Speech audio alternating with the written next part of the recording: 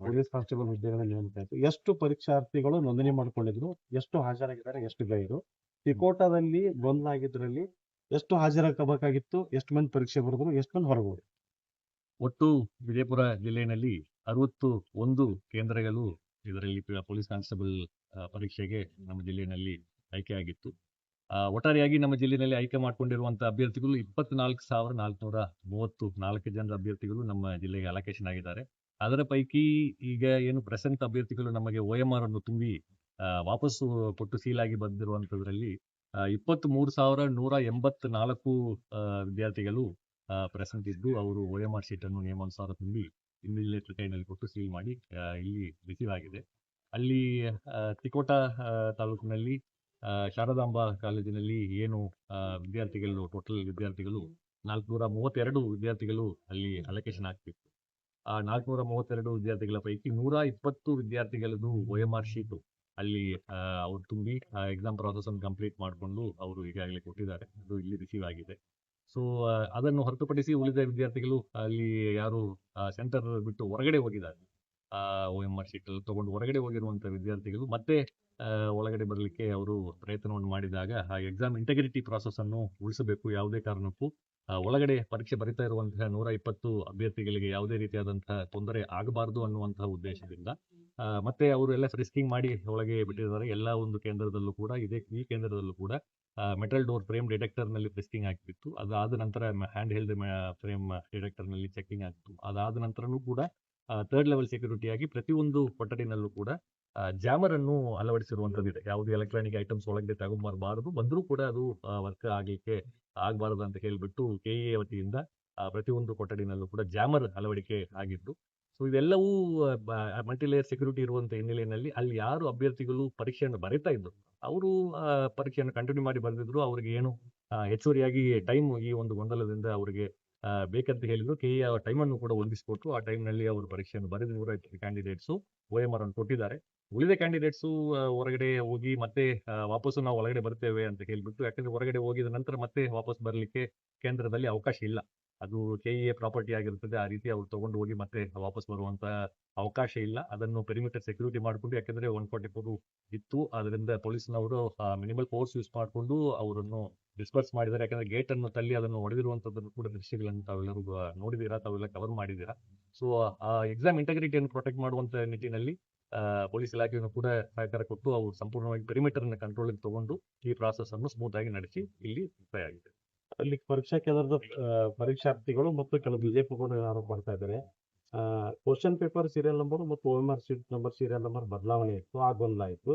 ಹಾಗಾದ್ರೆ OMR sheet ಅಲ್ಲಿ question paper ನಮ್ಮ ಸೀರೀಸ್ ಅನ್ನು ಬರೆಯಕ್ಕೆ ಅವಕಾಶ ಅಂದಿತ್ತು, ಅದು ಅವಕಾಶ ಇಲ್ಲ, ಮತ್ತೆ ಸರಿಯಾಗಿ ಸ್ಪಷ್ಟನೆಯನ್ನು ಕೂಡ ಮೇಲ್ವಿ ಚಕ್ರ ಕೊಟ್ಟಿಲ್ಲ ಹೇಳ್ತಾರೆ. ಪ್ರತಿಯೊಂದು OMR ಶೀಟ್ ನಲ್ಲೂ ಈಗ ಕ್ವಶನ್ ಪೇಪರ್ ಬೇರೆ ಬೇರೆ ರೀತಿಯಾದಂತಹ ವರ್ಷನ್ ನಲ್ಲಿ ಬರ್ತದೆ. ಯಾಕಂದ್ರೆ ಒಂದು ಅಭ್ಯರ್ಥಿಗೆ ಕೊಡುವಂತ ಪ್ರಶ್ನೆ ಕ್ರಮಗಳು ಇನ್ನೊಂದು ಅಭ್ಯರ್ಥಿಗೆ ಅದೇ ಸೇಮ್ ಕ್ರಮಗಳು ಇರೋದಿಲ್ಲ. ಅದಕ್ಕೆ ಬೇರೆ ಬೇರೆ ವರ್ಷನ್ಸ್ ಗಳು ಮಾಡಿರ್ತಾರೆ. A1, A2, A3, B1, B2, B3 ಅಂತ ಹೇಳಿ ಹಲವಾರು ವರ್ಷನ್ಸ್ ಗಳಿದೆ. ಸೊ ಯಾವ ವರ್ಷನ್ ಆ ಅಭ್ಯರ್ಥಿಗೆ ಸಿಕ್ಕಿದೆಯೋ ಆ ವರ್ಷನ್ ಕೋಡ್ ಅನ್ನು ಅವರಿಗೆ ಕೊಟ್ಟಿರುವಂತ OMR ಶೀಟ್ ನಲ್ಲಿ ನಮೂದು ಮಾಡಲಿಕ್ಕೆ ಅವಕಾಶ ಇದೆ. ಅದು ಖಂಡಿತವಾಗಿ ಮ್ಯಾಂಡೇಟರಿ ಕಾಲಮ್ ಇದೆ. ಯಾಕೆಂತ ಹೇಳಿದ್ರೆ ಆ ಒಂದು ಕಾಲಮ್ ಅನ್ನು ತುಂಬಲಿಲ್ಲ ಅಂತ ಹೇಳಿದ್ರೆ ಯಾವ ಕ್ರಮದಲ್ಲಿ ಆ ಪ್ರಶ್ನೆಗಳು ಬಂದಿದೆ ಅನ್ನುವಂಥದ್ದು ಕೂಡ ಗೊತ್ತಾಗೋದಿಲ್ಲ. ಸೊ ಅದು ಮ್ಯಾಂಡೇಟರಿ ಕಾಲಮ್ ಇದೆ, ಖಂಡಿತವಾಗಿ ಅದನ್ನು ಅವ್ರು ನಮೂದು ಮಾಡಬೇಕು. ಜೊತೆಗೆ ಅವ್ರದ್ದು ಅಡ್ಮಿಟ್ ಕಾರ್ಡ್ ನಲ್ಲಿ ಇರುವಂತಹ ರಿಜಿಸ್ಟ್ರೇಷನ್ ನಂಬರ್ ಏನಿರ್ತದಲ್ಲ, ರಿಜಿಸ್ಟ್ರೇಷನ್ ನಂಬರ್ ಅದನ್ನು ಕೂಡ ಅವರು ತುಂಬಬೇಕಂತ ಇರುವಂತ ಸೂಚನೆಗಳು ತುಂಬಾ ಸ್ಪಷ್ಟವಾಗಿ ಅವರು ಅಡ್ಮಿಟ್ ಕಾರ್ಡ್ ನಲ್ಲಿ ಇರುವಂತಹ ವಿಚಾರ. ಸೊ ಅದರಲ್ಲಿ ಯಾವುದೇ ಗೊಂದಲಗಳಿಲ್ಲ. ನಮ್ಮ ಜಿಲ್ಲೆಯಲ್ಲಿ ಈಗಾಗಲೇ ಹೇಳಿದ ಹಾಗೆ ಸುಮಾರು 24,000 ಅಭ್ಯರ್ಥಿಗಳಿಗಿಂತ ಹೆಚ್ಚಿಗೆ ನಮ್ಮದು ಇದು ಏನು ನೋಂದಣಿ ಮಾಡ್ಕೊಂಡಿದ್ದವು. ಅದರ ಪೈಕಿ 23,000ಕ್ಕಿಂತ ಹೆಚ್ಚು ಅಭ್ಯರ್ಥಿಗಳು ಈಗಾಗಲೇ ಅದನ್ನು ಕರೆಕ್ಟ್ ಆಗಿ ಅರ್ಥ ಮಾಡಿಕೊಂಡು ಅದನ್ನು ಆ ಪ್ರಾಸೆಸ್ ಅನ್ನು ಕ್ಲಿಯರ್ ಆಗಿ ನೋಡಿಕೊಂಡು ಅದನ್ನು ಸ್ಮೂತ್ ಆಗಿ ಅವರು ಫಿಲ್ ಮಾಡಿಕೊಂಡು ವ್ಯಾಲಿಡ್ OMRs ಅನ್ನು ಮರಳಿ ನಮಗೆ ಕೊಟ್ಟಿದ್ದಾರೆ. ಸೊ 24,000ದಲ್ಲಿ 23,000ಕ್ಕಿಂತ ಹೆಚ್ಚಿಗೆ ಅಭ್ಯರ್ಥಿಗಳು ಅದನ್ನು ಮಾಡಿದ್ದಾರೆ. ಆ ಒಂದು ಸೆಂಟರ್ ನಲ್ಲಿ ಆ ರೀತಿಯಾದಂತಹ ಗೊಂದಲ ಅವರು ಏನೋ ಒಂದು ಅವ್ರಿಗೆ ಎಕ್ಸ್ಪ್ಲನೇಷನ್ ಬೇಕಿತ್ತು. ಆ ಎಕ್ಸ್ಪ್ಲನೇಷನ್ ಅವರು ಪೊಲೀಸ್ನವರು ಇದ್ರು, ಸೆಂಟರ್ ಚೀಫ್ ಇದ್ರು, ಎಲ್ಲರೂ ಕೂಡ ಅವ್ರಿಗೆ ಹೇಳಿದ್ರು ಕೂಡ ಅವರು ಔಟ್ಸೈಡ್ ದಿ ಪ್ರಿಮೈಸಸ್ ಹೋಗಿದ್ದ ನಂತರ ಮತ್ತೆ ಬಂದು ಅವ್ರಿಗೆ ಪರೀಕ್ಷೆ ಬರಲಿಕ್ಕೆ ಅವಕಾಶ ಕೊಡುವಂತದ್ದು ಏನು ಬೇಡಿಕೆ ಇತ್ತಲ್ಲ ಅದನ್ನು SOP ಪ್ರಕಾರ ಮಾಡ್ಲಿಕ್ಕೆ ಅವಕಾಶ ಇಲ್ಲ. ಯಾಕಂದ್ರೆ ಇದು ತುಂಬಾ ಒಂದು ವರ್ಷ ಕಾಲ ಇದನ್ನು ಅಭ್ಯರ್ಥಿಗಳು ಓದ್ಕೊಂಡು ಇದನ್ನು ಅವ್ರ ಭವಿಷ್ಯದ ಒಂದು ದೃಷ್ಟಿಯಿಂದ ಇದನ್ನು ಎಕ್ಸಾಮ್ ಇಂಟೆಗ್ರಿಟಿ ಪ್ರಾಸೆಸ್ ಅನ್ನು ಯಾವುದೇ ಕಾರಣಕ್ಕೂ ಕಾಂಪ್ರಮೈಸ್ ಮಾಡ್ಲಿಕ್ಕೆ ಅವಕಾಶ ಇಲ್ಲ.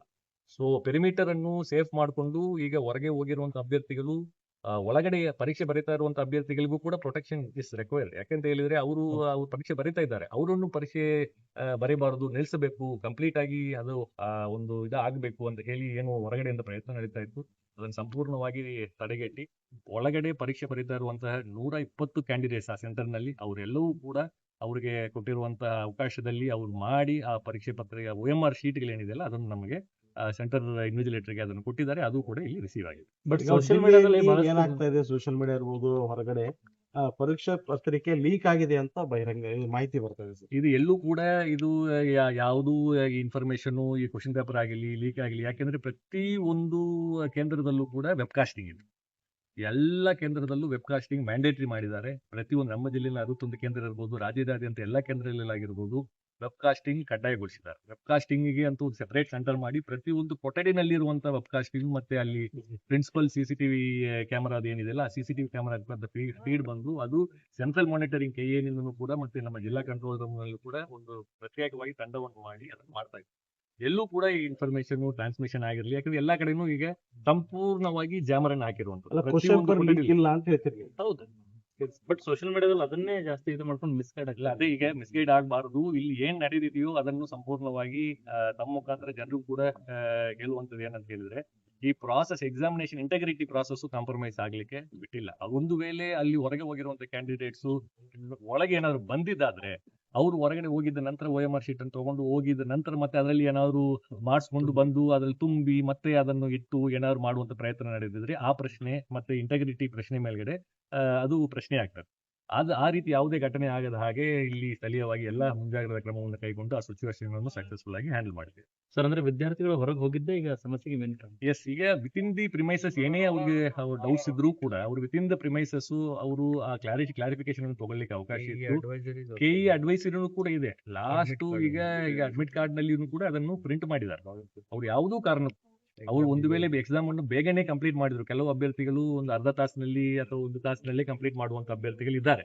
ಆದಾಗ್ಯೂ ಕೂಡ ಅವರು ಕೊನೆ ಬೆಲ್ ತನಕ ಯಾವುದೇ ಕಾರಣಕ್ಕೂ ಎಕ್ಸಾಮ್ ಹಾಲ್ ಬಿಟ್ಟು ಹೊರಗಡೆ ಹೋಗಬಾರದು ಅನ್ನುವಂತ ಸೂಚನೆ ಇದೆ. ಸೊ ಒಳಗಡೆ ಇದ್ರೆ ಅವ್ರಿಗೆ ಏನಾದ್ರು ಈ ರೀತಿ ಕನ್ಫ್ಯೂಷನ್ ಇದ್ದು ಸೆಂಟರ್ ಸೂಪರ್ವೈಸರ್ ಹೇಳಿದ್ದು ಆಗ್ಲಿಲ್ಲ ಅಂತ ಹೇಳಿದ್ರೆ ಅದನ್ನು ಅವರು ಅಡಿಷನಲ್ ಟೈಮ್ ಕೇಳ್ಕೊಂಡು ಅದನ್ನ ಸಾಲ್ವ್ ಮಾಡ್ಕೊಳ್ಳಿಕ್ಕೆ ಅವಕಾಶ ಇತ್ತು. ಆ ರೀತಿಯಾದಂತಹ ಅವಕಾಶವನ್ನು ರಾಜ್ಯಾದ್ಯಂತ ಮತ್ತೆ ಜಿಲ್ಲೆಯಲ್ಲೂ ಕೂಡ ಬೇರೆ ಬೇರೆ ಸೆಂಟರ್ಸ್ ಗಳಲ್ಲಿ ಅದನ್ನು ಮಾಡ್ಕೊಂಡಿದ್ದಾರೆ. ಇವತ್ತು ತಿಕೋಟದಲ್ಲಿ ಆಯ್ತಲ್ಲ ಸರ್, ಲೇಟ್ ಆಗಿದ್ದಕ್ಕೆ ಅವ್ರು ಎಕ್ಸ್ಟ್ರಾ ಟೈಮ್ ಕೊಟ್ಟಿರಿ ತಾವೆಲ್ಲ ಪ್ರೊಟೆಸ್ಟ್ ಟೈಮ್ ಕೊಟ್ಟಿದ್ದೇವಲ್ಲ. ಎಷ್ಟು KE ಅವ್ರ ಕಡೆಯಿಂದ ನಾವು ಅವಕಾಶ ತಗೊಂಡು ಅಲ್ಲಿ ಎಕ್ಸಾಮ್ ಏನು 1 ತಾಸು ಡಿಲೇ ಆಗಿದ್ದಲ್ಲ, 12 to 1:30 ಒಂದು 1:30 ಟೈಮ್ ತನಕನೂ ಅವ್ರಿಗೆ ಅವಕಾಶ ಕೊಟ್ಟಿದ್ದೇವೆ. 1:30 ಟೈಮ್ ತನಕನೂ ಎಂಟೈರ್ ಪ್ರಿಮೈಸಸ್ ಅನ್ನು ಸೆಕ್ಯೂರ್ ಮಾಡಿಕೊಂಡು ಆ ಎಲ್ಲ ರೆಕಾರ್ಡಿಂಗ್ಸ್ ಮಾಡಿಕೊಂಡು ಅವ್ರಿಗೆ ಎಷ್ಟು ಟೈಮ್ ಅದರಲ್ಲಿ ಈ ಒಂದು ಕ್ಲಾರಿಫಿಕೇಶನ್ ಅಂಡ್ ಕನ್ಫ್ಯೂಷನ್ ಅಲ್ಲಿ ಹೋಗಿತ್ತು ಅವರಿಗೆ KE ಅನುಮೋದನೆ ತಗೊಂಡು ಅವ್ರಿಗೆ ಹೆಚ್ಚುವರಿ ಟೈಮು ಕೊಟ್ಟು ಯಾರು ಹೊರಗಡೆ ಬಂದಿಲ್ವೋ ವಿತಿನ್ ದ ಪ್ರಿಮೈಸಸ್ ಅವರು ಶಾಂತಿಯುತವಾಗಿ ಎಕ್ಸಾಮ್ ಬರೀಲಿಕ್ಕೆ ಅವರು ಕಂಟಿನ್ಯೂ ಮಾಡಿದ್ರು, ಅವರಿಗೆ ಹೆಚ್ಚುವರಿ ಟೈಮನ್ನು ಕೊಟ್ಟು ಆ ಅಭ್ಯರ್ಥಿಗಳು ಸಕ್ಸಸ್ಫುಲ್ ಆಗಿ 120 ಅಭ್ಯರ್ಥಿಗಳು ಕೂಡ ಕೊಟ್ಟಿದ್ದಾರೆ.